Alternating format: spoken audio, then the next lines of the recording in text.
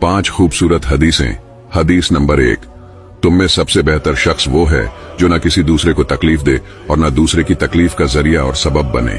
हदीस नंबर 2, जो शख्स 10 मरतबा सूरतुल इखलास यानी कुल हु अल्लाहु अहद ये पूरी सूरत पढ़ेगा, अल्लाह ताला उसके लिए जन्नत में एक महल बना देंगे।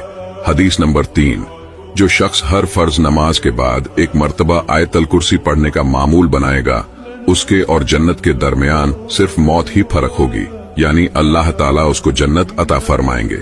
हदीस नंबर 4, जो शख्स घर से निकलने के वक्त ये दुआ पढ़ेगा, बिस्मिल्लाहि तवक्कलतु अलल्लाहि ला हवला वला कुव्वता इल्ला बिल्लाह, तो अल्लाह ताला शैतान के शर से उसकी हिफाजत फरमाते हैं और जिस काम के लिए वो निकला है अल्लाह ताला उसमें आसानी पैदा फरमा देता है।